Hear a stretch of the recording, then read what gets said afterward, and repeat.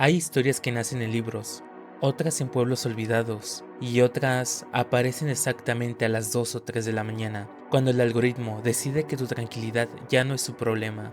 Y es que no sé si te ha pasado, pero a esa hora uno empieza viendo cualquier cosa y de repente termina metido en una historia rarísima, de esas que te hacen voltear a ver la puerta de tu cuarto por pura costumbre. Pues así encontré esta, una historia sobre una estatua de Cristo que, según cuentan, apareció de la nada en un terreno baldío, y desde ese momento comenzaron a pasar cosas que no encajan con nada. Y cuando digo no encajan, me refiero a desapariciones, cartas guardadas dentro de una figura religiosa y una explicación final que suena más a pesadilla metafísica que a leyenda de pueblo. Porque esta no es solo una historia de una estatua, es la historia de algo que por alguna razón parecía saber demasiado. Imagínate esto. Vives en un pueblo tranquilo, un día sales a jugar, caminas por una zona vacía cerca de tu casa y ahí, en medio de un terreno baldío, ves algo que no estaba antes, una enorme figura. Te acercas y descubres que es una estatua de Cristo Nazareno. Pero hay algo más extraño todavía. Alrededor hay monedas, billetes y otras cosas tiradas en el suelo, como si alguien hubiera dejado una ofrenda, como si esa figura no estuviera llegando sola, como si alguien le hubiera entregado ahí. Eso fue lo que le pasó a Oscar en 1995, cuando tenía apenas 14 años y vivía en Zongólica de Veracruz, una comunidad rural rodeada de montañas. Oscar no hizo lo que haría un adulto, hizo lo que haría cualquier adolescente curioso. Corrió a contarle a sus papás. Y como su familia era muy católica, lo primero que pensaron fue, esto es un milagro, pero luego vino la parte práctica, la parte humana, la parte que siempre arruina lo sagrado. Si los vecinos se enteran, seguro la iglesia se la va a llevar. Así que tomaron una decisión que, sin saberlo, iba a abrir la puerta a todos los demás. Se llevaron la estatua a su casa. La mamá de Oscar incluso barrió el dinero y las monedas del terreno y lo guardó en una bolsa. En ese momento, Oscar no estaba asustado. De hecho, se sentía importante, como si hubiera encontrado algo que no cualquiera ve en la vida. Pero esa sensación duró muy poco, porque esa misma noche empezó lo raro. Los papás de Oscar comenzaron a discutir. El dinero que habían recogido había desaparecido, la bolsa estaba vacía. Revisaron todo, cajones, debajo del colchón, el piso, la cocina, pero no había nada. Y lo más inquietante de esto era que nadie había salido de la casa.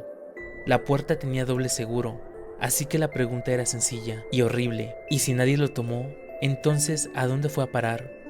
Al final, cansados y confundidos, decidieron dejarlo pasar y se fueron a dormir. Pero a la mañana siguiente alguien tocó la puerta. Oscar recuerda que eran dos hombres, y por la forma en la que los describe, no eran precisamente personas que inspiran confianza. Fueron directos, venían por la estatua, dijeron que esa figura no pertenecía a esta familia y que nunca debieron habérsela llevado. Y uno de ellos dijo algo todavía más extraño.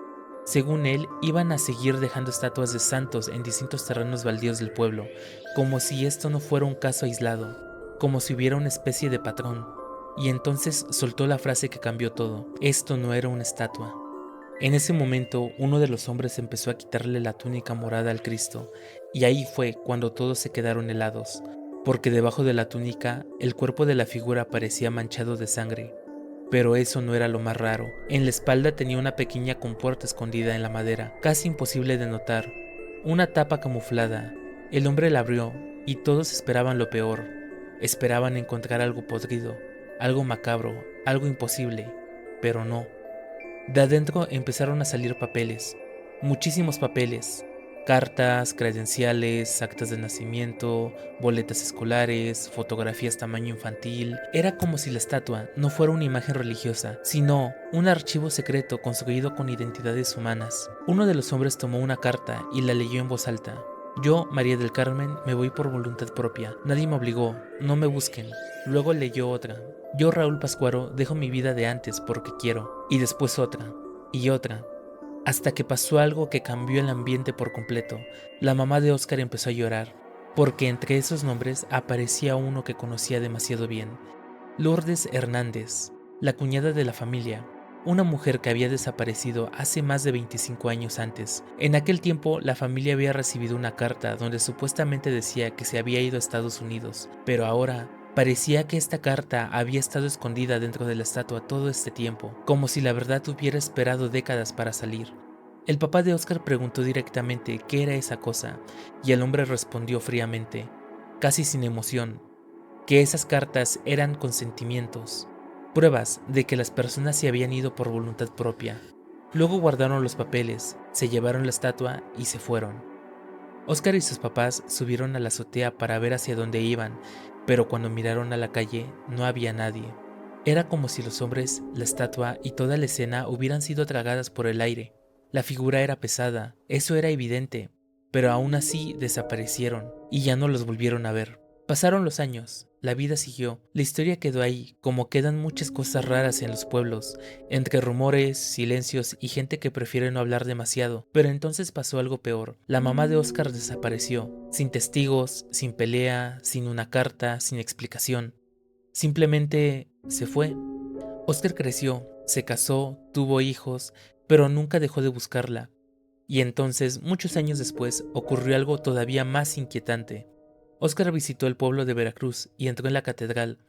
Ahí encontró una caja de cristal con 2 candados. Estaba un Cristo Nazareno, y Oscar dice que lo recordó al instante. Era la misma estatua, la misma que había encontrado cuando tenía 14 años. Desesperado, habló con el sacerdote, y el sacerdote le dio una explicación que suena más a un episodio perdido de terror filosófico que a una respuesta religiosa. Le dijo que en ese mundo su mamá había desaparecido, pero que en otro mundo quizás nunca se fue.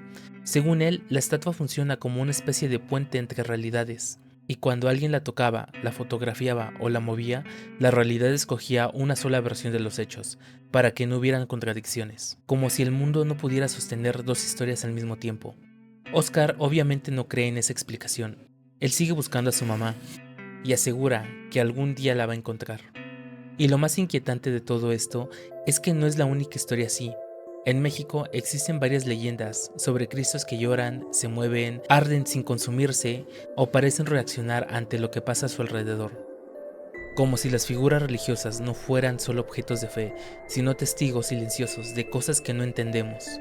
Esto es lo que hace que estas historias funcionen tan bien, porque no se siente como fantasías lejanas, se siente como algo que podría aparecer en cualquier pueblo, en cualquier noche, en cualquier terreno vacío donde no debería de haber nada.